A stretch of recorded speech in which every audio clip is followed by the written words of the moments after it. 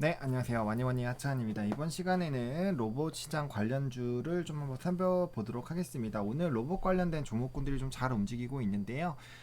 좋아요와 구독, 알림 설정, 멤버십 가입 부탁드리겠고요. 코로나19 등으로 로봇 시장 본격 개화하나라는 그런 토픽으로 좀 들고 왔습니다. 일단 오늘 로봇 시장이 조금 움직이게 된 게 이제 로봇 시장에 대한 시장 규모가 엄청나게 커지는 그런 부분들로 인해서 조금 움직였죠. 일단 로봇 시장 같은 경우는 2025년에 200조 원 규모로 좀 커질 것으로 좀 예상이 들고 있고요.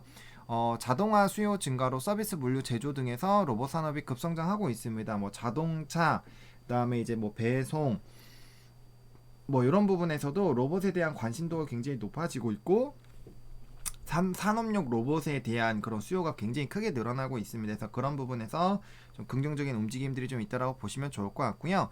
2017년에 245억 달러 수준의 로봇 시장이 연평균 22%씩 상승을 해서 지금 444억 원 수준으로 조금 됐는데 코로나 영향으로 이제 연평균 전체 시장이 32%씩 좀 성장할 것으로 기대가 되고 있고 이에 따라서 194조 원의 시장이 좀 열릴 것으로 시장에서 기대가 되고 있습니다.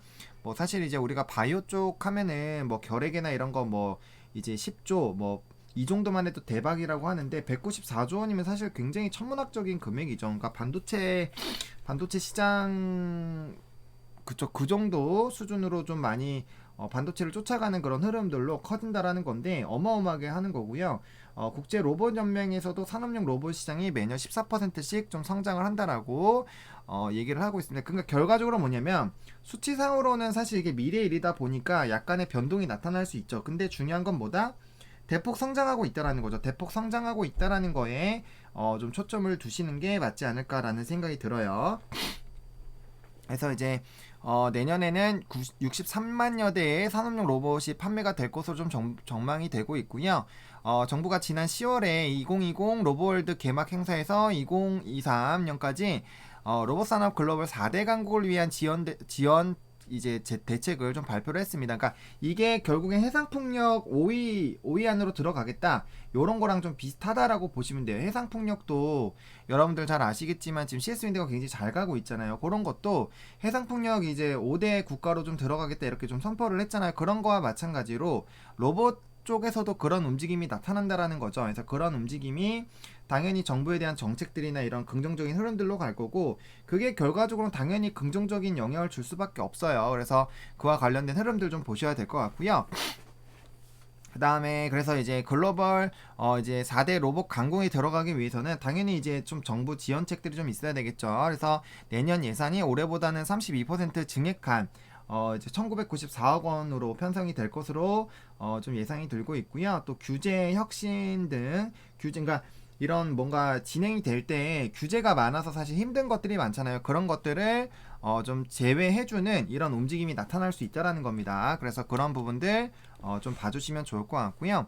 현대차 쪽도 이제 보스턴 다이내믹스 인수 합의 이전부터 꾸준히 로봇 사업을 좀 연구를 했죠. 그래서 이와 관련된 부분에서 좀 기대가 되고 있고요. 또 이제 자율주행 스마트 팩토리 등 로봇 기술들 굉장히 좀 뜨고 있고, 그다음에 이제 자율주행이랑 모빌리티 분야의 로봇 기술을 좀 적용할 것으로 예상이 되고 있습니다. 그리고 인간형 로봇, 휴머노이드 로봇 분야로 범위를 확대할 예정이 이게 현대차에서 또 움직이는 거기 때문에 아무래도 이제 국내 대형주가 좀 움직이면은 그와 관련해서 이제 좀 시선이 움직일 수 있겠죠. 그러니까 오늘 좀 뜬 게 현대차 그룹에서 또 얘기한 것들이 아무래도 좀 긍정적인 영향을 좀 주지 않았나라는 그런 생각이 듭니다. 그래서 그러한 부분들 좀 보시면 좋을 것 같고 사실 이제 글로벌 기업들이 많이 로봇 쪽으로 좀 하고 있죠. 혼다도 세계 최초 직립보행 로봇 아시모를 개발을 했고요. 도요타에서도 이제 자율주행 기능 갖춘 이 팔레트 좀 선보인 바가 있습니다. 그리고 SK텔레콤, 우한 형제들에서 자율주행 배달 로봇도 공동 개발하고 있고, 그러니까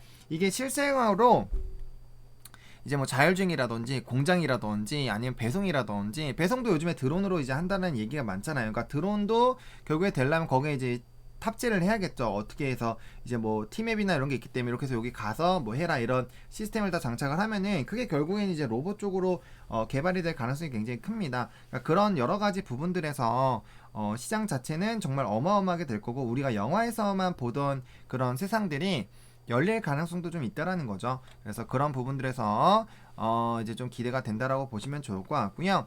그 다음에 이외에도 물류나 드론 등 다양하게 확산이 될 것이다. 제가 방금 좀 빠르게 얘기 드린 것처럼 그런 쪽에 좀 확산이 될 가능성이 굉장히 크니까 이와 관련된 부분들 좀 관심 있게 보시면 좀 좋을 것 같고요.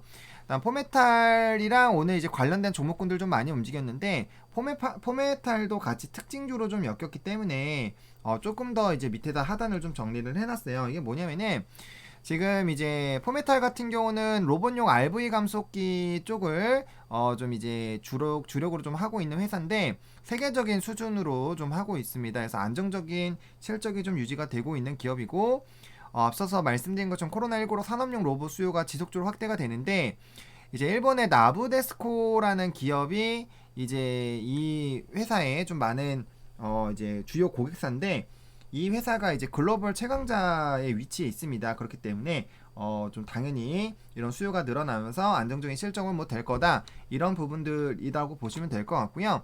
오늘 뭐 효린 로봇, 유진 로봇, 로보로봇 등 로봇 관련주들 움직임이 좋습니다. 뭐 좀 차트를 좀 보면요. 이제 뭐 로보로보 보시면은 일단 보시는 것처럼 오늘 좀 주가가 많이 슈팅이 나왔죠. 그러니까 로봇 관련된 종목군들이 최근에 좀 눌렸었는데 이번 이 이슈로 조금 크게 슈팅이 나와주고 있다고 보시면 좋을 것 같고요.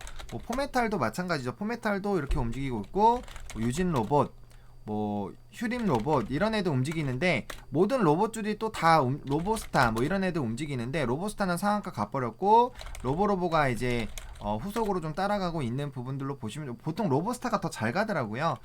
그렇게 보시면 좋을 것 같고 이제 어쨌든 로봇 관련된 종목군들의 움직임들이 굉장히 조금 이제 잘 움직이고 있습니다. 근데 다만 지금 보시면은 다 눌렸다가 이제 올라가고 있는 부분이기 때문에 이제 아마 차트 흐름이 비슷하니까 하나로 좀 주로 좀 말씀을 드리면 일단 상한가가 제일 강하게 갔으니까 상한가 기준으로 말씀을 드리면 일단 얘가 뚫을 때 일단 상 잔량을 계속 확인해 주셔야 돼요. 상 잔량이 얼마 없으면은 상 잔량이 지금 들어가 있는 상태에서 거래가 없기 때문에 다행인데 사실 30만 정도는 언제든지 풀릴 수가 있어요. 왜냐면은 터진 거래량에 비해서는 굉장히 적은 상장량이기 때문에 사실 언제든지 좀 풀릴 수가 있는 부분이고 그래서 방심을 하시면 안 됩니다. 계속적으로 상이 풀리는지 아니면 계속 가는지 이거를 체크를 좀 해보실 필요성은 있겠고요. 그 다음에 이제 여기까지 캔들 자체로 왔기 때문에 그 다음에 요 라인을 뚫어줘야 돼. 요 라인을 뚫어줘야 되고 기본적으로 여기 윗꼬리 부분을 뚫어줘야 됩니다. 윗꼬리 부분을 못 뚫고 빠진다라고 했을 때는 빠르게 한 번 정도는 차익 실현 매물을 좀 해주시면 좋을 것 같아요. 이거는 뭐 로보로보도 마찬가지입니다. 지금 올라가는데 일단은 여기 이평선 깨지면 안 되겠고요. 여기서 올라갈 때 여기 만약에 다음 거래까지 만약 슈팅이 나온다고 할 때는 얘도 요 윗꼬리 부분을 반드시 씹어 먹어야 돼요. 유진 로봇도 마찬가지입니다. 얘 같은 경우는 지금 자체가 지금 씹었죠. 이건 괜찮아요. 그러면은 그 다음 시도 라인은 여기죠. 3250원 라인까지 뚫고 가면은 더 갈 수 있는 거고요. 요 부분에서 만약에 눌리게 된다면은 다시 한번 좀 눌리는 그런 움직임들이 나타날 수가 있습니다. 대부분의 종목군들이 지금 이렇게 갭을 만들면서 시작을 했기 때문에 단기적인 차익 실현 매물들이 나오면은 다 갭을 좀 메우는 부분들 나올 거고 걔네들 조정 나올 때 효림 로봇은 좀 안 움직였기 때문에 이런 애들이 오히려 좀 후발주자로 한 번씩은 또 움직일 가능성이 있습니다. 그래서 그런 부분들 조금 체크를 해보시면 좋을 것 같고요.